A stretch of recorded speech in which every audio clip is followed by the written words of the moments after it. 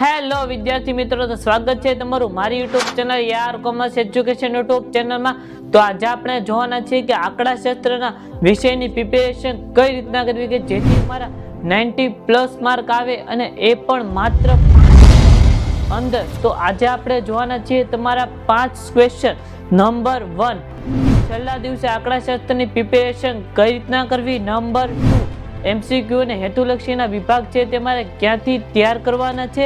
Number 3, આંકડાશાસ્ત્રનું paper હાથમાં આવે ત્યારે તમારે શું કરવાનું છે। નંબર 4, બોર્ડની પરીક્ષા આપવા જતી વખતે તમારે શું કરવાનું છે। નંબર 5, તે 5 ચેપ્ટર કયા છે અને કયા વિભાગમાં કેટલા માર્કનું પૂછાશે અને કેટલા પ્રશ્ન પૂછાશે તેની પણ આજે આપણે ચર્ચા કરવાના છીએ। અને નંબર 6, કે બોર્ડની પરીક્ષાનું આંકડાશાસ્ત્રનું પેપર પૂર્ણ થઈ જાય પછી તમારે શું કરવાનું છે તેની આજે આપણે છે તે ચર્ચા કરવાના છીએ। અને તમારું આંકડાશાસ્ત્રનું પેપર છે તે 14/3/2024 ના રોજ છે તે તમારું રહેવાનું છે। 3 થી 6 વાગ્યા સુધી તમારું છે તે આંકડાશાસ્ત્રનું પેપર રહેવાનું છે।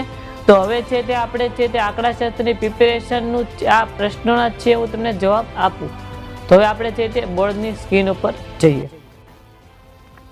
કે હવે તમારો પહેલો પ્રશ્ન એ છે કે છેલ્લા દિવસે આંકડાશાસ્ત્રનું પુનરાવર્તન કઈ રીતના।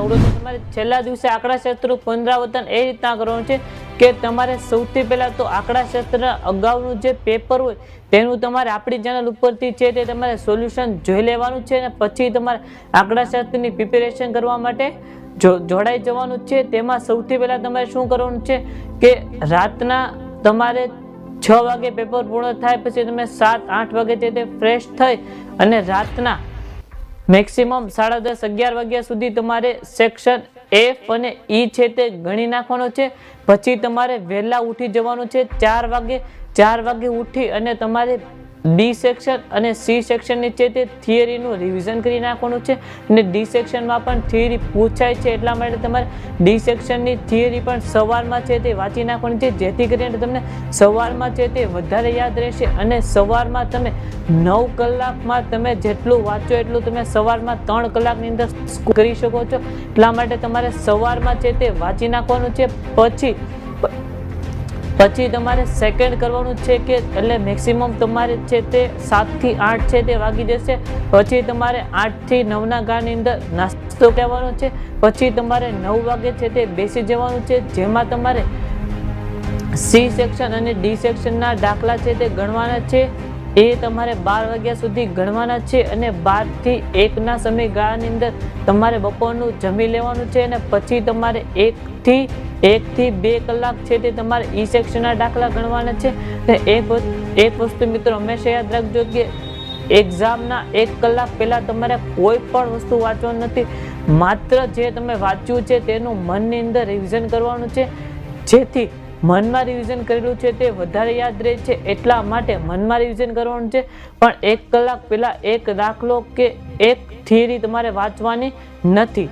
હવે છે તે આપણો સેકન્ડ પ્રશ્ન એવો છે કે MCQ અને હેતુલક્ષી પ્રશ્નો તમારે ક્યાંથી તૈયાર કરવાના। તો MCQ અને હેતુલક્ષી પ્રશ્નો છે તે તમારે સ્વાધ્યાયની પાછળ છે તે MCQ અને હેતુલક્ષી આપેલો હોય ત્યાંથી તમારે તૈયાર કરવાના છે।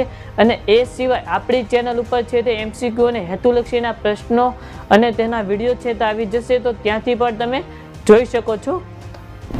પછીનો પ્રશ્ન છે કે બોર્ડની પરીક્ષા આપવા જતી વખતે તમારે શું કરવાનું। તો કે તમે બોર્ડની પરીક્ષા આપવા જાઓ ત્યારે તમારા માતા પિતા અથવા વાલીને તમારે પગે લાગીને તમારા કરતા જે વડીલ હોય તેને તમારે પગે લાગીને અવશ્ય જવાનું છે જેથી કરીને તમારું પેપર સારું જાય અને છે તે તમારી આખા વર્ષની મહેનત યાદ કરવાની છે અને તમારા શિક્ષક સલાહકાર અને ગુરુને તમારા આશીર્વાદ લેવાના છે।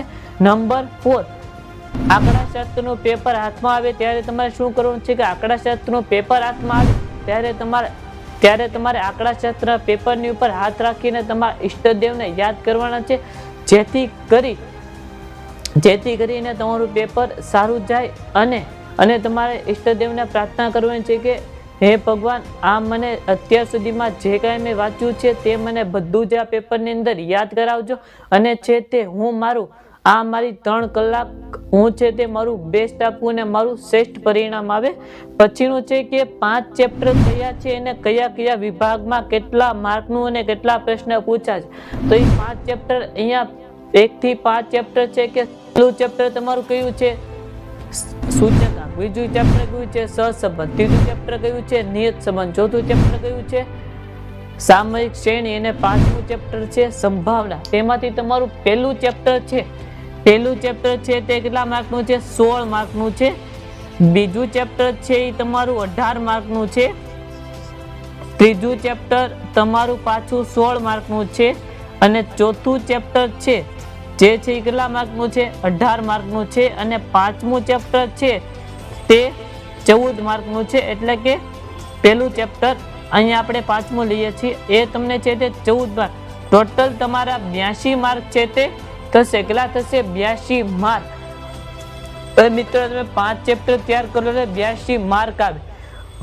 બટ હજી બાકીના છે તે ચાર ચેપ્ટર હજી બાકી છે. ટોટલ તમારા 9 ચેપ્ટર છે એમાંથી માત્ર આપણે 5 જ તૈયાર કરવાના છે, પણ હજી તમારા 4 ચેપ્ટર છે તે બાકી છે. તેના તમે 3 માર્ક ગણો. કેટલા થાય 4 × 3 એટલે 4 તેરી ને 12 માર્ક હજી તમે એમાં પ્લસ કરો એટલે 90 ને 4 તમારા છે તે 94 માર્ક છે તે થઈ જશે. કેટલા થશે 94 માર્ક. હવે આ મેં 4 કઈ રીતના, કેમ કે અહીંયા તમારે કોમન જે તે તમારે 10 માર્કના એમસીક્યુ હતા તે હવે 20 માર્કના પૂછ્યા છે. એટલે બધા ચેપ્ટરમાં તમને એમસીક્યુ ડબલ કરી દેવામાં આવ્યા છે. એટલા માટે એમસીક્યુ છે તે 20 માર્કના પૂછ્યા છે. હવે હું તમને આને આખી છે તે તમને બ્લુપ્રિન્ટ છે તે તમને સ્ક્રીન ઉપર દેખાડી દઉં છું. હું લખી તો વિડીયો થોડોક લાંબો થઈ જશે એટલા માટે હું તમને સ્ક્રીન ઉપર છે તે આના છે તે વિડીયો બતાવી દઉં છું. એક તમને માત્ર બ્લુપ્રિન્ટ સમજાવી દઉં ચેપ્ટર 1 ની. ચેપ્ટર 1 આની છે તે માર્કર બદલાય ન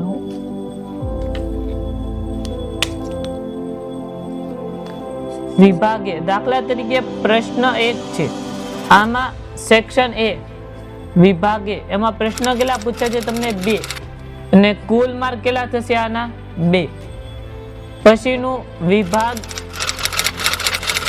B એમાં પ્રશ્ન કેટલા આવશે 1 અને કુલ માર્ક તમારે કેટલા થશે 1. વિભાગ C તમારે એમાં પ્રશ્ન કેટલા હશે 1 અને કુલ માર્ક છે તે તમારે કેટલા થશે 1. વિભાગ D એમાં તમારા પ્રશ્ન કેટલા છે 2. વિભાગ B ની અંદર 2 પ્રશ્ન હશે. કુલ માર્ક કેટલા થશે 6 થશે અને આના 1 પ્લસ એટલે કેટલા થશે ટોટલ 2 માર્ક, કેમ કે C સેક્શન ની અંદર 2 માર્કનું પૂછાય. અને વિભાગ F ની અંદર 1 પ્રશ્ન અને કુલ માર્ક કેટલા થશે આના 5 એટલે 2 ને 3 3 ને 5 5 ને 5 10 ને 5 16 આના છે તે થઈ ગયા. આવી જ રીતના મેં 5 ચેપ્ટરની બ્લુપ્રિન્ટ લખી છે તે હું તમને છે તે સ્ક્રીન ઉપર પણ પ્રોવાઈડ કરી દઈશ અને ડિસ્ક્રિપ્શન બોક્સની અંદર તેની PDF પણ હું તમને પ્રોવાઈડ કરાવી દઈશ. અને પછીનું છે કે હવે તમારે મેઇન વસ્તુ એ સમજવાની છે કે કયા વિભાગમાં કેટલા માર્કનું પૂછાય અને કેટલા પ્રશ્નમાંથી કેટલા પ્રશ્ન લખવાના. તો વિભાગ A છે તેમાં તમારે કેટલા પ્રશ્ન આવશે 20, તે તો બધાને ખબર જ છે. વિભાગ B છે તેમાં તમારે કેટલા પ્રશ્ન છે 10. વિભાગ C હવે એમાં તમારે કેટલા ટોટલ પ્રશ્નો પૂછાશે 9. આમાં છે તે કેટલા ક્રમ હશે 1 થી 20. આમાં કેટલા ક્રમ હશે 20 થી 20 to 30. આમાં 9 માંથી તમારે કેટલા પ્રશ્ન લખવાના છે ઓનલી ફોર 7. એટલે તમે 2 પ્રશ્ન આરામથી આમાં ઓબ્જેક્ટમાં કાઢી શકો. આમાં તમારે કેટલા પ્રશ્ન પૂછાશે 30. આમાં તમારે 31 થી કેટલા 31 ટુ કેટલા પ્રશ્ન હશે તમારા 39. વિભાગ D એમાં તમારે કેટલા પ્રશ્ન લખવાના છે તમારે એમાં વિભાગ D ની અંદર 3 માર્કના પ્રશ્ન છે. સેક્શન C સેક્શન D માં તમારે છે તે 9 માંથી એમાં પણ તમારે 9 માંથી 7 પ્રશ્ન લખવાના છે, જે કેટલા ક્રમનો હશે? ડી સેક્શન તમારો 40 થી 51 માર્કનો છે તે હશે, એટલે કે 40 થી 51 નો પ્રશ્ન હશે. અને વિભાગ ઈ એમાં તમારે કેટલા પ્રશ્ન લખવાના છે? એમાં તમારે 4 માંથી 3 પ્રશ્ન છે તે લખવાના છે. 4 માંથી 3 તે કેટલાનો, તેનો ક્રમ કેટલામો હશે? તો કે ભાઈ 52 થી 55, 52 થી 55. અને પછી તમારો છેલ્લો પ્રશ્ન છે કે વિભાગ એફ, એમાં તમારે કેટલા પ્રશ્ન લખવાના છે? કે 6 માંથી 4 પ્રશ્ન લખવાના છે. કેટલા? 6 માંથી 4. તેનો ક્રમ કેટલામો હશે? 53 થી 58, 53 to 58. તો અહીંયા તમને તમામે તમામ પ્રિપેરેશન કઈ રીતના કરવાની છે તે આંકડા શાસ્ત્રો મેં કહી દીધું છે. તો ऐसे वीडियो देखने के हमारी चैनल को सब्सक्राइब कर लो. આ આપણે આંકડા શાસ્ત્રની પ્રિપેર